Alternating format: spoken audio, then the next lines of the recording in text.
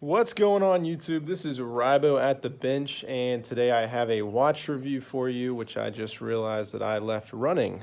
So as you can see, this is a chronograph. This is the Bulova Lunar Pilot. This is a very interesting watch. This has a very storied history of actual space-time and being the kind of backup watch and actually a watch that has been to the moon. You can read all about that. I'm not going to go into detail, or you can watch one of the other reviews. Really, I'm just going to talk about my experience with the Lunar Pilot. So this is a interesting watch. Bulova, to me, is a very interesting brand, and I'll just spend a second on that. So Bulova is a very old American brand. I like Bulova, at least I like vintage Bulova quite a bit. I've had many old Bulova watches. They're great old automatics, American made. Bulova recently is a very interesting company, and I really don't like most of what comes out of the brand. In fact, this is one of, I'm trying to think, this is probably one of the only watches, if not the only Bulova watch that I have even really been remotely interested in that has come out in the last 10, 15 years. They just don't really make a lot of things that appeal to me. They're typically pretty large. They're kind of I don't know. Finesse is maybe not the word I would use to describe them, but they're more kind of shock and awe watches in my opinion. I'm just not really a fan, although I love their old automatic stuff. But this is a watch that I have been very interested in, and this belongs to a friend of mine, and he loaned it in to take a look at it, so I was very, very excited to do that. So this is a chronograph, like I said. This is a very large watch. I don't have my spec sheet in front of me. I thought that I had it out here, but I didn't. But I figured I might as well go ahead and review the watch, because otherwise I may not. So if you look at the full diameter, and that's including the crown, you're at 48 millimeters. I believe they advertise this as a 45 millimeter watch. I'm assuming that's, let's see, well, inner bezel is 41.2-ish. So let's see if we can get 45. I'm getting 46 there, maybe without the pusher. Yeah, 45.6. So 45.6 is really from this side of the case to the other side of the case above the pusher. However, 45 millimeters, while that is a huge watch, this is even bigger because you can see you have a crown that extends that, you have pushers that extend that quite a bit. And so all in all, it's going to wear like a much bigger watch than 45 millimeters. And that's really been my experience. This is a pretty large watch. I'm not going to do a weight check, but this is also a fairly heavy watch, not a titanium case or anything like that, but fairly heavy. And so that's definitely one thing to keep in mind. All right, let's do some other, other checks. Like I said, chronograph. So you have a 3 p.m., 6 p.m., and 9 p.m. Subdial there. So the 3 p.m. is going to keep track of your 1/10 of a second.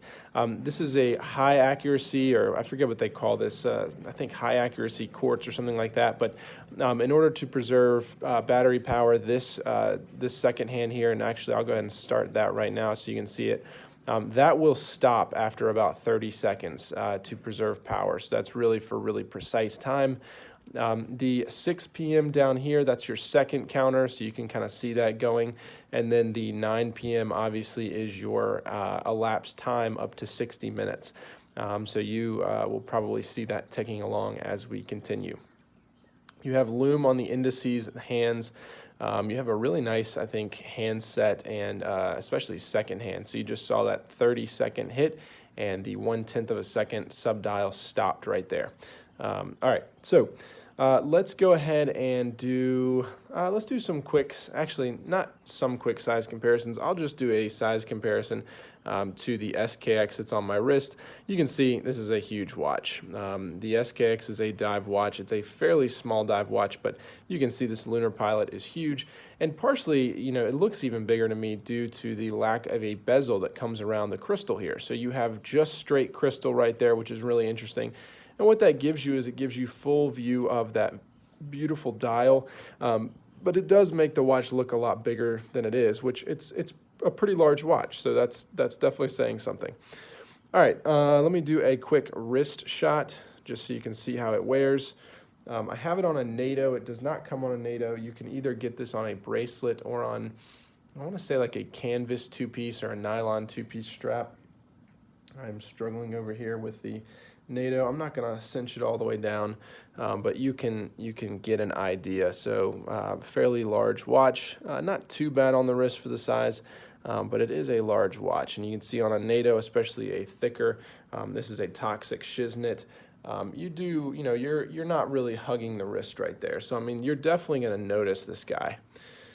All right, likes about the Bulova Lunar Pilot. So first of all, the moon watch aesthetic and kind of overall history. Like I said, I'm not going to go into that too deep, but this is an actual piece of history, or at least this watch is a it's the same model or same aesthetic of an actual piece of history, and something that does have some space ties, and that is very cool.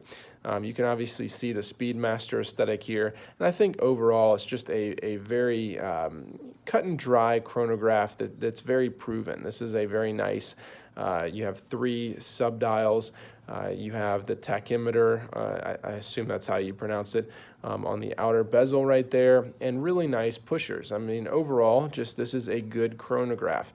I think it's a nice dial, it's nicely laid out. I like the two-tone aesthetic of just the black and the white.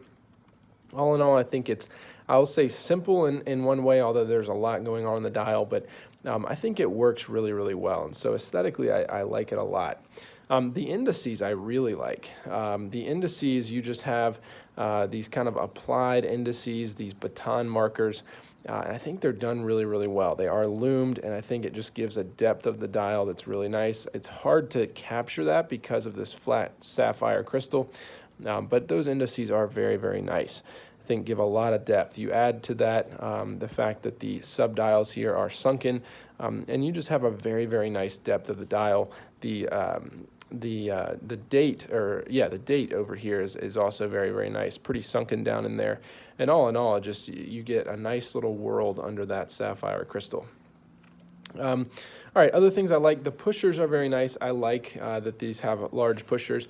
Nothing really annoys me more about a watch than when it has buttons that are very hard to push. Some G-Shocks fall prey to that. But these pushers are fairly easy to use. I'll go ahead and stop the chronograph and reset it, and you'll see that sweeping hand go all the way around. But the pushers are fairly easy to use. Now, I will have an issue with those, and I'll go ahead and talk about that. When you depress the pusher, you get to about right there, and then you have to really push it in before it takes.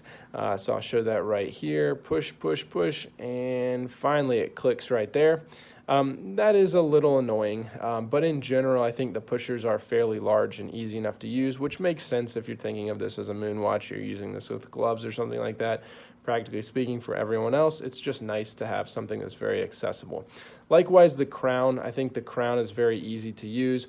It is very, very nice. It's got some nice texturing on there. Nice signed crown with that Bulova tuning fork right there. And all in all, just a nicely sized crown, very easy to use. I also love the sweeping second hand. A lot of times with quartz chronographs, you'll get a ticking second hand up here, and you do get the ticking second hand down here, but given this high frequency, you're getting that very nice sweep, which is really cool. You also get that with things like the Seiko Flightmaster that has the Mecha Quartz movement, but that's always something that's really, really neat on a lower end non-automatic chronograph. And all in all, I think the quartz movement is just fine. I think it works very well. I can't really compare it. I'm not an expert in these movements or anything, but I think it does just fine. Okay, so besides that, what are the dislikes? Well, there are a few. So first of all, this thing is just insanely huge. I have little girl wrists. It's probably not appropriate to say, probably offended someone, and I apologize, kind of. But I have, as my wife calls, dainty wrists. They are around 7 inches, but This watch is entirely too big for me. This is never going to be a watch that I wear or that I enjoy wearing because it's just huge. It's very heavy, it's bulky, it's big. It is definitely for someone. There are people who can get away with this. I am not one of those people. Besides that, you have just really elongated lug to lug. I didn't do that measurement, but I can go ahead and do that right here. Let's see, 52.8, so 53, it's not insane, but longer lug to lug, 48 millimeters if you measure to that crown. And just a case that has kind of a bubble back a little bit. I guess I can take the NATO out so you can see that. You can see that nice case back there, Apollo 11, which is pretty cool. But you do have just a little bit of a bubble back here, and it doesn't necessarily, it's going to be hard to show this on camera. It doesn't necessarily hug the wrist. I'm not even going to try to show that because that was just super awkward, but it doesn't necessarily try to hug the wrist and just makes it a little bit more difficult to wear. And so you combine all of those things where you have really no bezel on here. You have a really, really big case, very heavy, and it doesn't necessarily hug the wrist, and you're looking at a watch that for my wrist is just not comfortable. It doesn't look good, and it kind of sticks out. So that's definitely probably the thing that I dislike about this watch. Besides that, that's really it. I mean, this is a cool watch, but definitely not one for me. Cut or carry for me, definitely going to be a cut. I think it's cool. I'm glad I got to check it out, but this thing is just massive.